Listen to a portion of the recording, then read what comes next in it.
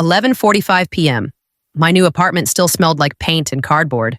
I was sitting on the floor, my back against a couch that didn't have legs yet. 12 hours ago, I'd been on the 38th floor of Vantabridge. Now I had a folding lamp, 3 unopened boxes, and silence. The incident pager, the one I'd worn clipped to my waistband for 8 years, was no longer mine. I'd handed it to security at noon, signed the form, watched them log it into a plastic bin. End of responsibility. And yet my personal phone kept vibrating across the glass coffee table. And as usual, this story is a work of fiction, created by our editorial team for storytelling purposes. All characters, events, and organizations are fictional. Any resemblance is purely coincidental. Thank you, and let's continue. Buzz. Pause. Buzz again. Iris Romano. The message preview appeared before I could think. Boards in a closed session. Atlas just started flashing red. Don't answer any calls. I didn't call her back. I opened my laptop instead. The Wi-Fi hesitated, like even it wasn't sure what it wanted to show me. I navigated to the company's public status page, the same one our clients relied on. No sirens, no dramatic language. Just a thin yellow banner blinking at the top, service degradation detected. I stared at it longer than I should have. Atlas wasn't collapsing. Not yet. It was protecting itself. My gaze drifted to the framed photo on the table beside me. My daughter at the beach last summer, hair tangled by wind, laughing at something outside the frame. I'd promised her that once the final migration phase was complete, I'd finally be home for dinner again. I hadn't deleted a single file, hadn't shut down a single server, hadn't sent a threatening email. I'd simply walked away. My phone vibrated again. This time it was a corporate number. I turned it face down. 12 hours ago. They told me I was no longer necessary. So why was my phone the one lighting up the moment a billion-dollar system started blinking yellow, and why was I so calm? 9 months? That's how long Atlas Switch consumed my life. 9 months of midnight migrations, staged rollbacks, weekend load simulations, and standing in a freezing data center at 3 in the morning because I didn't trust a dashboard alone. Atlas wasn't just a routing upgrade. It was the backbone of Vantabridge's payment and logistics engine. Every shipment, every transaction, every reconciliation ran through it. When we hit full cutover without a major incident, the CEO shook my hand in front of the executive team. Once restructuring settles, he'd said, smiling for the room, we'll formalize the VP role. You've earned it. Restructuring never settled. Quarter after quarter, the language shifted. After the next board review, after we finalize headcount, after budget season, each time, I nodded. Each time, I went back to work because my team needed stability, because my daughter needed health insurance, because somewhere in me, I still believed performance would eventually outweigh politics. Then Evan Hale arrived. 24. Fresh title VP of Transformation. Son of the CEO, educated, articulate, confident in a way only someone who has never had to doubt himself can be. In his first town hall, he spoke about leaning operations and unlocking trapped value. He never used the word layoffs. He didn't have to. In private meetings, he called veteran engineers legacy overhead. We weren't expertise. We were cost centers. I watched him scan org charts like a general studying a battlefield. He didn't need to dismantle Atlas. He needed to win a clean budget cut large enough to impress the board. And in a spreadsheet, my department was a tempting number. When you build a structure that holds everything up, you think you're the architect, but to someone chasing quarterly optics, you're just a line item waiting to be deleted. A week before I was fired, Nadira and I were in conference room C, reviewing the Atlas documentation for the 3rd time that quarter.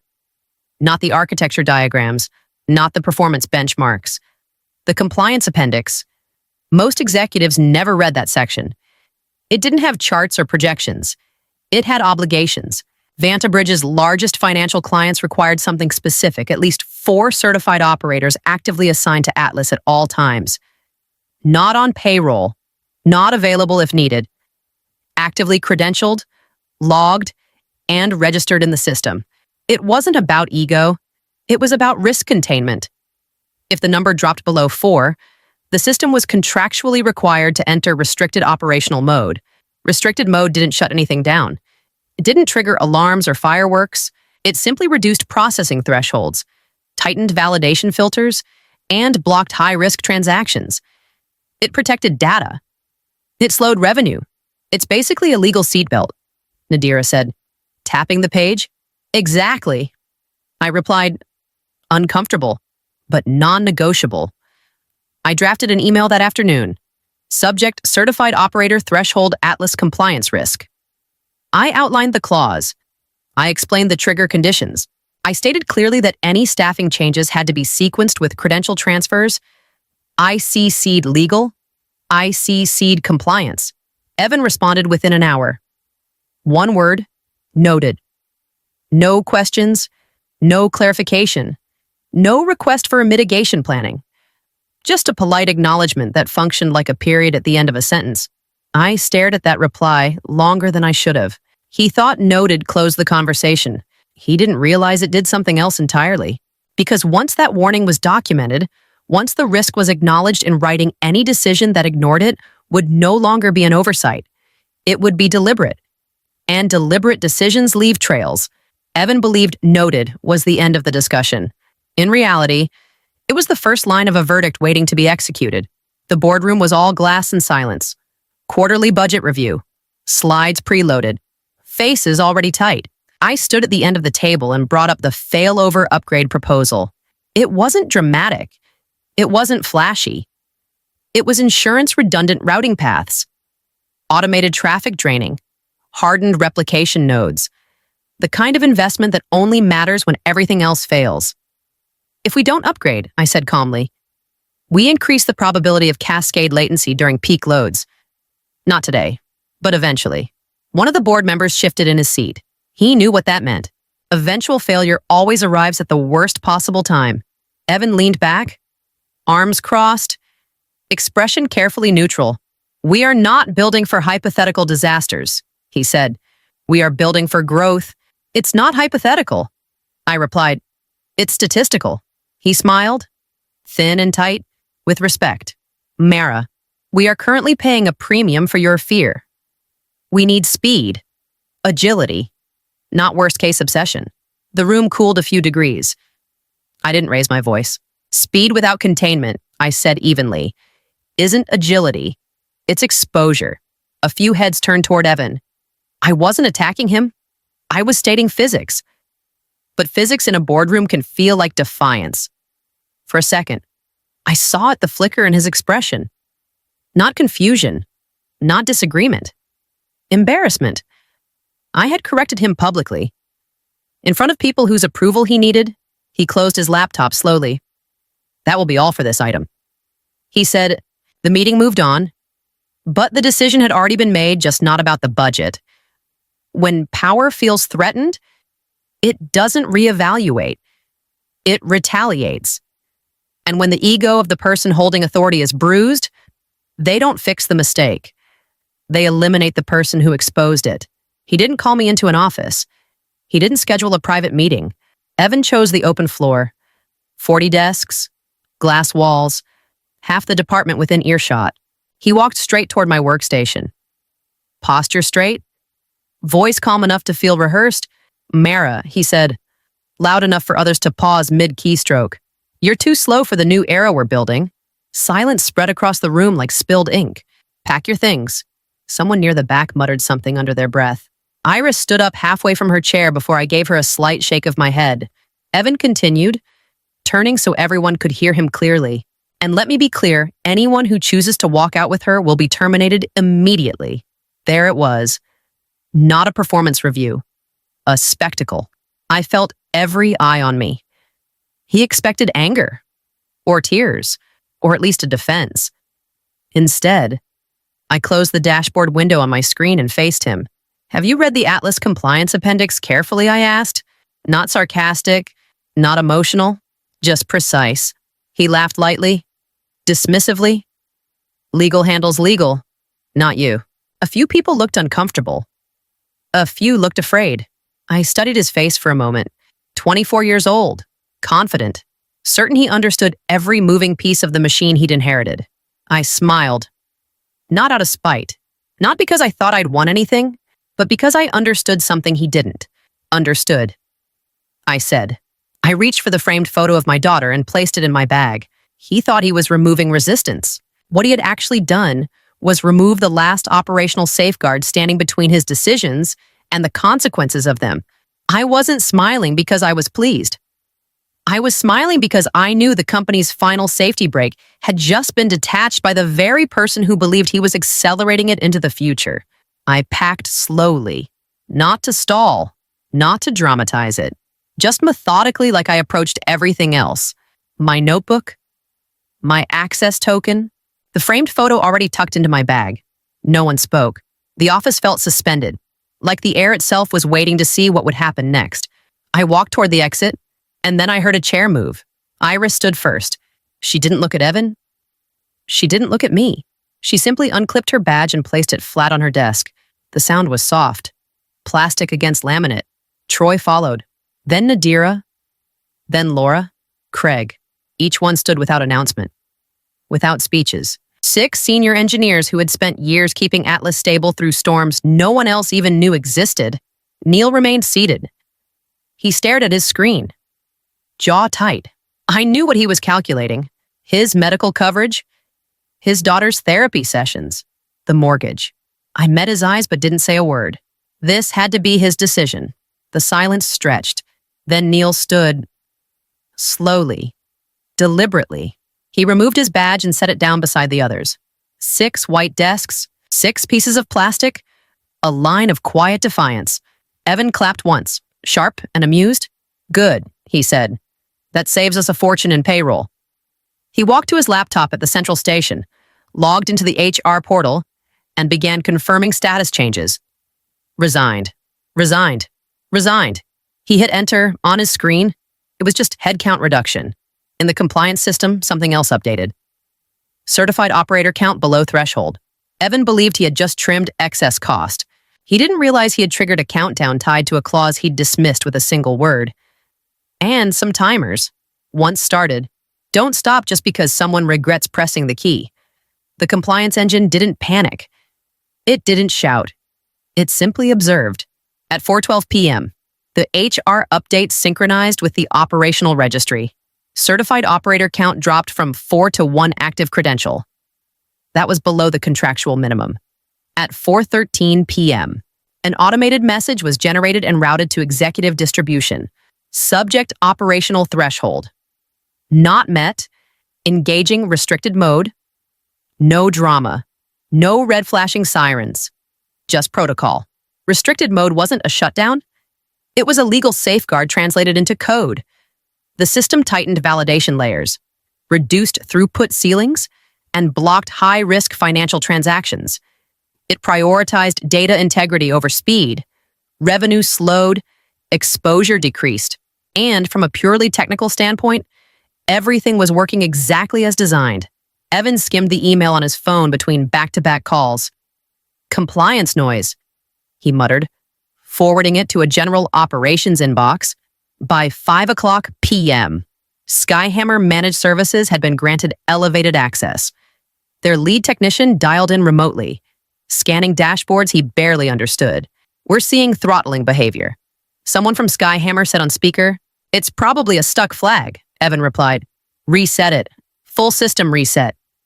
The technician asked. "Do what you need to do," Evan said. "We can't afford lag."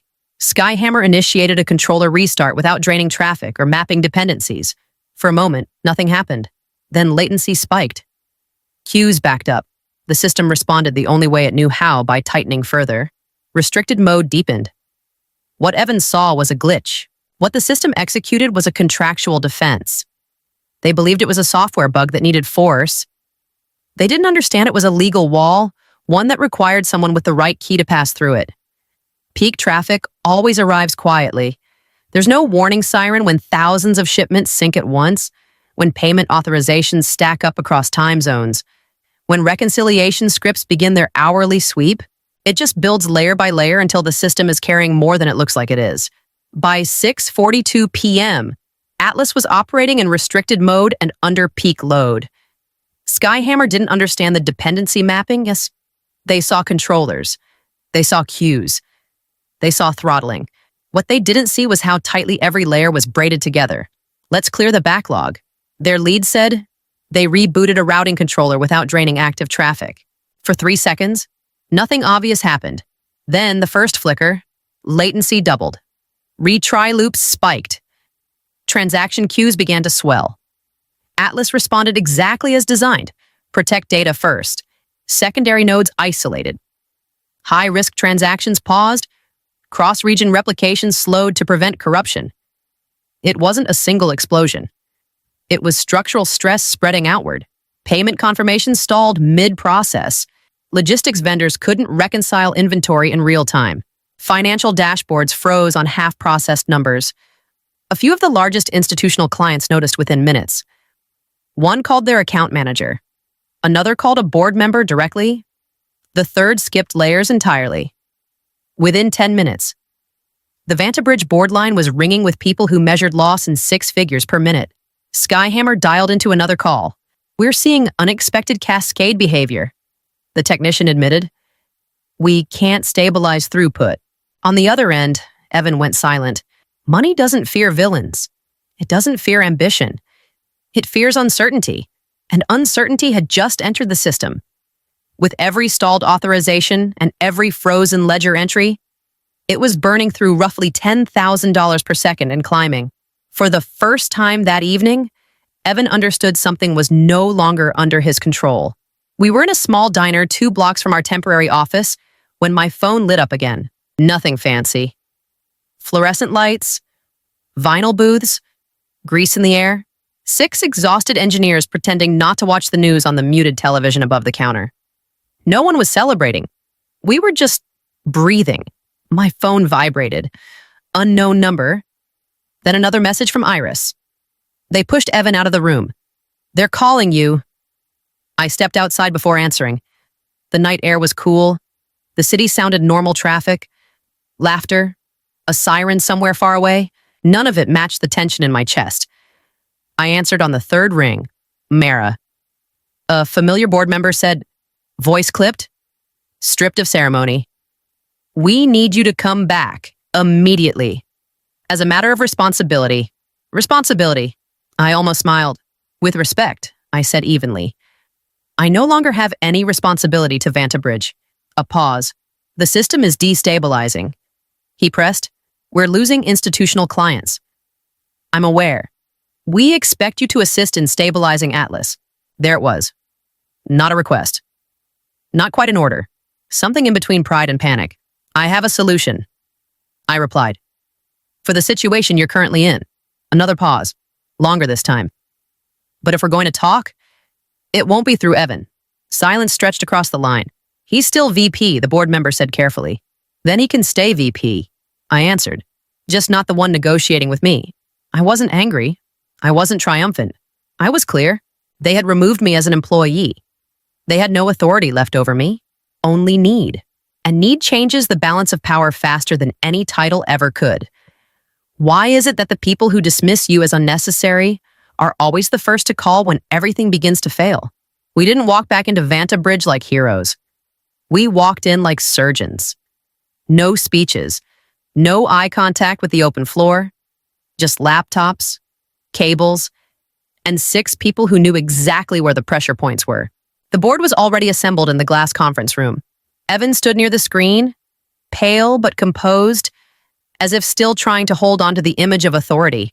I placed a single document on the table before we even opened a terminal. "Before we begin," I said calmly, "every technical change during stabilization will require a signed risk acceptance form." Evan frowned. "That's excessive. It's standard when compliance thresholds have already been breached." I replied, "Every override, every throttle adjustment, every rollback attempt documented and signed. Signed by whom?" one board member asked quietly. I turned to Evan. "By the acting executive responsible for operational authority?" Silence. That meant him. If anything went wrong under my guidance, if a decision escalated damage instead of containing it, Evan would carry personal legal exposure. Not the company, not the team. Him. His jaw tightened. You're shifting liability, he said. No, I answered. I'm restoring accountability. For a moment, I thought he might refuse. Then he reached for the pen. The first signature was hesitant. The second, firmer. We began immediately. Traffic was rerouted manually. Controllers drained properly. Dependency mapping was rebuilt node by node. At one point, a replication queue nearly collapsed, and for 2 full minutes, no one in the room breathed. 4 hours later, throughput stabilized. Transaction queues cleared, status page green. No applause followed. Just exhaustion. Evan wasn't fired. He remained VP in title, but operational authority no longer lived with him. Every future high-risk change required documentation, review, and his signature beneath a paragraph that made consequences explicit. He had become the face that signed risk nothing more. The board approved my conditions' full budget for failover upgrades, autonomous staffing control, no interference in compliance operations. I won, but I paid. While we were in crisis mode, a private consulting client withdrew an offer I had been negotiating for weeks. Timing concerns. They said, I didn't argue. Responsibility has a cost. I've always known that. Later, as I packed up to leave the building again, this time on my terms, I looked at the glowing dashboards behind the glass walls. Systems don't run on ego. They run on people who understand what they're doing. If this story made you stop and think, hit like to support, subscribe for more stories like this, and leave a comment with your perspective. We read everyone.